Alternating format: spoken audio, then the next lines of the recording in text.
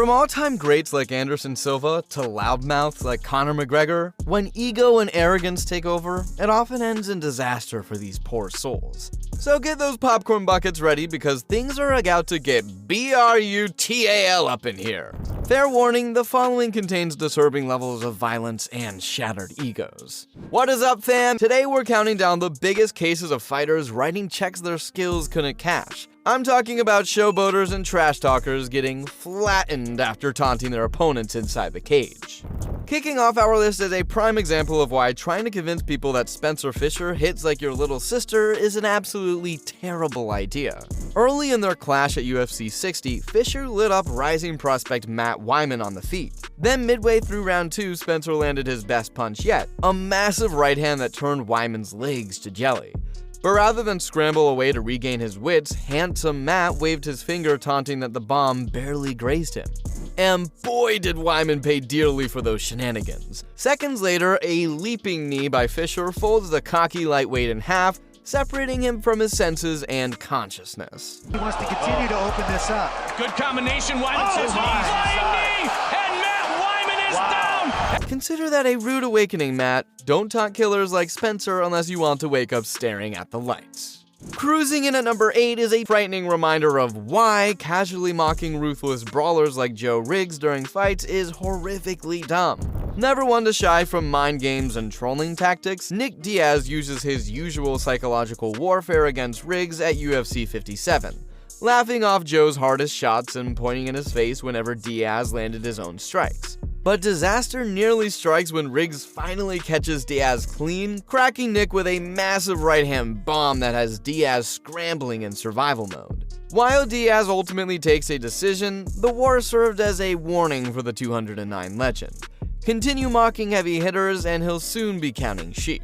Kicking off the top 7 is undoubtedly the most cringeworthy case of showboating gone wrong in MMA history. By 2013, Anderson Silva's penchant for taunting foes mid-fight before unleashing wicked counters became the thing of urban legends. But midway through his title defense against Chris Weidman, Silva's arrogance came back to bite him in catastrophic fashion.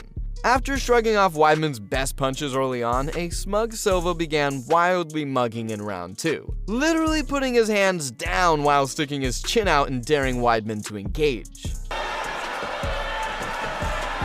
I like Ray Longo's. Ray Longo saying, punch a hole in his chest.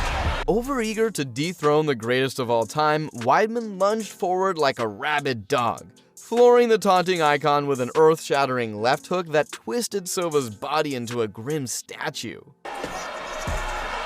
Anderson, oh my, he got hit! Looking to finish it!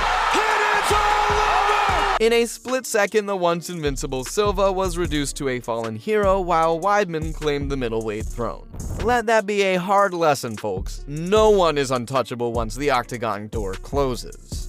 Cruising in at number 6 is why trying to lure absolute psychopaths like Chris Weidman into reckless firefights often ends in closed caskets. After appearing to badly rock iron-chinned Weidman in round 3 of their clash, heavy-handed slugger Terry Martin unwisely pointed to his chin, literally daring the zombie-like Weidman to keep swinging bombs even while wobbled. Showing zero quit, a still-stunned Weidman instantly shifted into seek and destroy mode, lurching forward like Michael Myers before obliterating the beckoning Martin with an earth-cracking left hook that shut off his power instantly.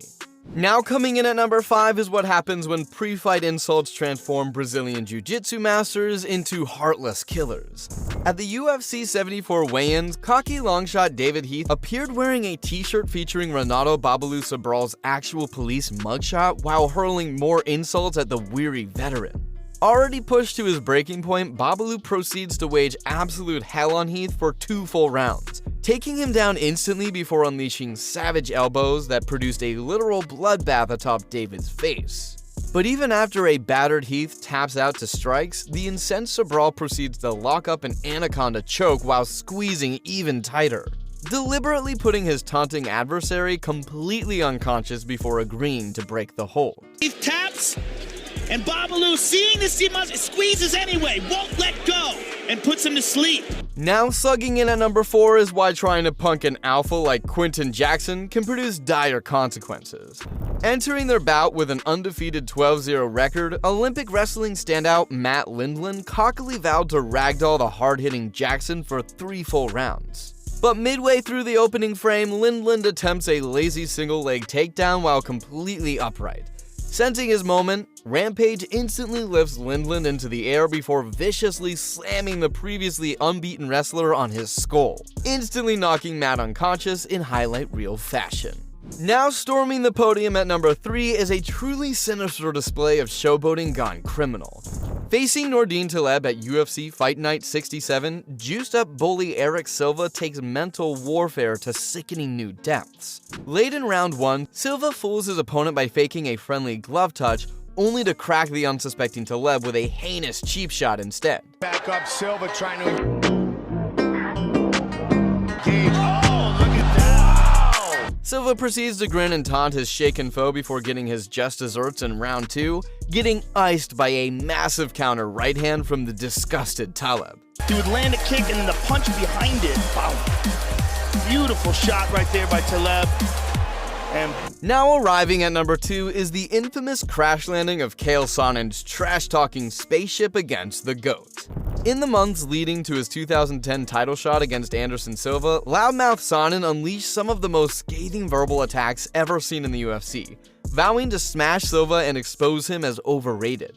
Shockingly, Sonnen backed up his jawing through 4+ dominant rounds, battering Silva with relentless wrestling and vicious ground and pound. That wrestling background, and he's hitting him with some big shots. Catching him every time, Joe. Now he's got his back. But with just minutes left, disaster strikes for Chael when Silva snares his wrist before launching a Hail Mary triangle choke attempt. Against all odds, Silva breaks Sonnen's will, forcing the trash talker to tap and shattering months of trolling in an instant. He's got his legs across. That's what's he's done it. Unbelievable.